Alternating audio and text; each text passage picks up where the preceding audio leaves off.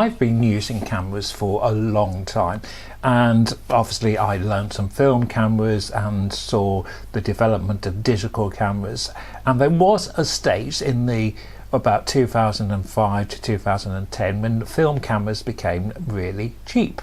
However, since 2010, film cameras have gone up and up in price on the second-hand market, although there's one or two which still remain moderately good value and moderately cheap, and those are the later film cameras.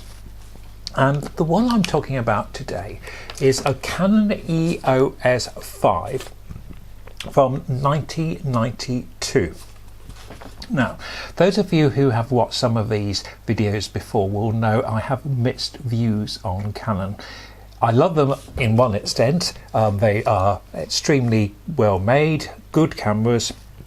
However, and it's not unique to Canon, a lot of the later film cameras, because they have so much electronics in, and the fact that I think they were very much trying to keep production costs down, you do have an amount of failure with some of these cameras, that they just don't always work. So it's a bit of a risk when you buy one of these.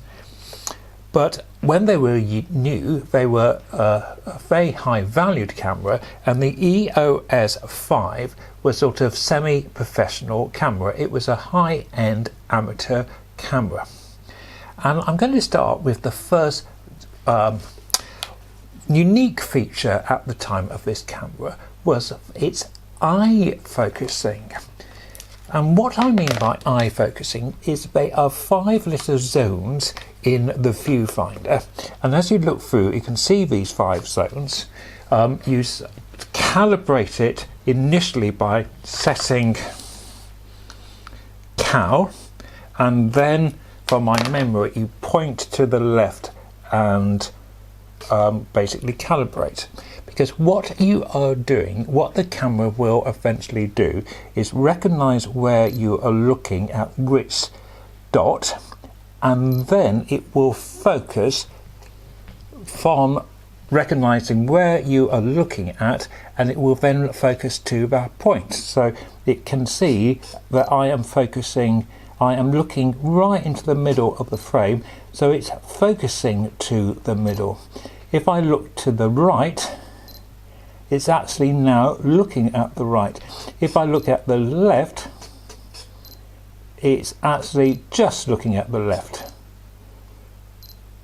I find that it doesn't work all the time, but the idea is there, and it's a good idea, and on the whole it does work. And when it was tested, it in 1992, it got very good reviews. You can obviously put it on manual focus. It has, in many ways, it was the real start of how cameras look today.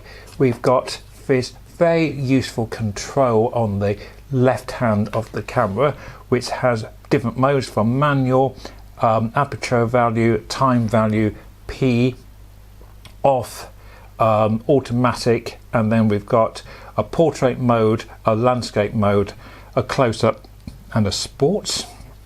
We've got a pop-up flash, which unfortunately on this particular camera isn't working. On the back we've got this big wheel here, and this is I like this on this particular camera because you can, if you are on manual, you can alter the shutter speed from the top and the aperture on the back. The later Canons only had one button, and I found that awkward. I like having 2 buttons, so you can alter either the aperture or the shutter speed, and we also get that information in the viewfinder as well. So from a user point of view, I think that is the back button and the front is really nice. We have evaluative and central metering here. We have a choice of metering. We have a choice of AF or manual. We can set the ISO or rely on DX coded film. The camera opens here. I haven't got a film in at the moment, so I can show you the back. Loads there, across there. It's got this rather nice grip, which is I think was optional. Battery goes in the side here. We have a top LED, LCD here for information, and we get the shutter speed, battery,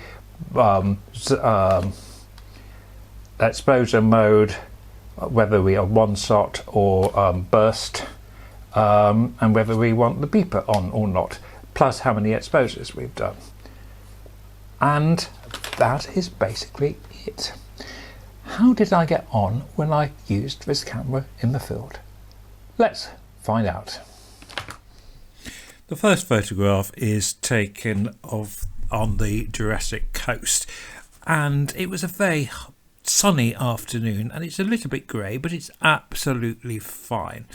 This was taken on the following weekend at Studland in Dorset, a really bright March day, but you can see how sharp the camera is. The exposure is good. This is now this was taken about 2 o'clock in the afternoon, this slightly dilapidated bungalow. And we are on the edge of Studland here, walking towards somewhere called the Aggerstone, which is this great bit of rock which is sort of displaced in the middle of this moor. It was, as I said, very bright. I could do with a little bit more detail. However, here is the Aggerstone, and the camera has picked up the detail. It's nice and sharp. The exposure is fine. It's coping with this foreground. I was moderately pleased with this result here. The camera performed on the whole very well, and I found the focusing, this eye focusing, seemed to work. Having said that, I think the rock could be a little bit sharper here. This is walking away from the rock. It would have been nice to have had a few more shadows. It must have been nearer 2 o'clock than I thought, but yes, as I said, the camera is easy to use. I love these finger posts, they are called, and they are unique to Dorset. In you can see the lower numbers are the good reference, so if you get lost and you've got a map, you can find exactly where you are. Again, pleased with how the camera is operating. It's quite a large camera, however, because of its mainly plastic body, it is really easy to use. And I love the information you get in the viewfinder, aperture and your shutter speed and any other things like focusing. Again, this is nice and sharp, it's clear. As I said, this is another finger post. You just get the feeling spring is about to start here. The camera is nice how it grinds on, and it very much reminds you of a modern camera, and that's not necessarily a bad thing, because the whole point about modern cameras is that they are easy to use and they allow the photographer the maximum amount of control if the photographer wants that control. A modern camera gives you that flexibility of control or allowing the camera to make its own mind up about things. And again, I'm testing the camera here by going directly into the sun, by which time we're about 5 o'clock in the afternoon and the sun is lowering, and I am at this point at Corfe Castle, where there's this fantastic steam railway. So I was just in time to catch this train about to leave from the station. Again, I think the camera is on auto. I'm trying to think. Yes, I had it on P at this point, and again, it copes very well with some quite difficult situations. As I said, this, I'm not completely sure whether this is a keeper camera. The particular item, the one I've got, as I said, has a flash that doesn't work, which is a little bit annoying because I do like cameras to be completely working. However, it's not bad at all, and as you can see, it has performed well this afternoon. So For the value of money, these cameras I think are absolutely excellent. The only thing is, you do need to check whether they are working or not. Many thanks for watching. Bye for now, and hopefully see you during another video. Bye for now.